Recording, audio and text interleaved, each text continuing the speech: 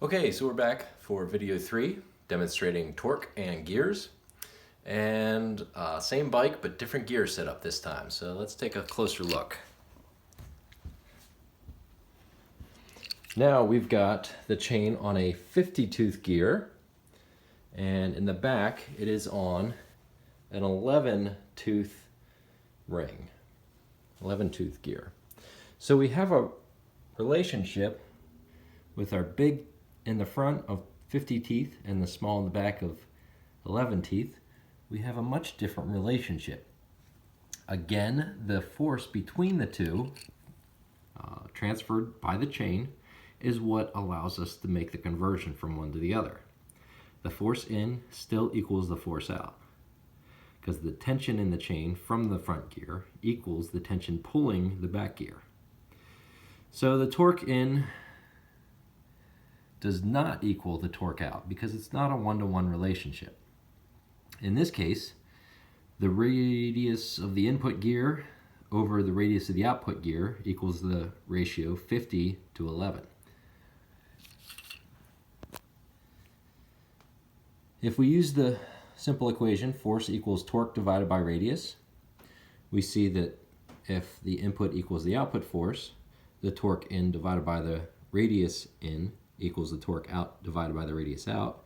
And if we do some algebra, we get the torque in divided by the torque out equals the radius in divided by the radius out, which we said before was 50 over 11. Okay.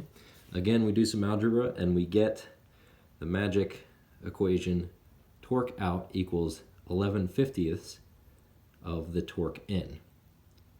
Now this equation should be somewhat similar or somewhat familiar to you. The torque in over torque out equals the radius in over the radius out. That is the same equation that we use for gears, chains, and sprockets, and pulleys and belts. All of these use the same basic fundamental principle. So again, I've got some weight, same weight as before, hanging off the front, and I've got a scale in the back measuring the output torque of the wheel. So the weight in the front is the same 775 grams, and it's the same 7 inches away. So 775 grams times 7 inches is the same 5,425 gram inches. And we have a 50 to 11 relationship. So the torque that we should expect out is 11/50ths of the 5,425 gram inches, which equals 1,193 gram inches is the output torque. Now we can measure the output torque by measuring the force at a certain distance. So again, same 10.5 inch radius, and the output force is about a little bit more than 100, so maybe 125, maybe. So 125 grams times 10.5 inches gives us an output torque of 13 gram inches, and that's measured. And again, you see that there's a little bit of discrepancy between the measured and the calculated output torque.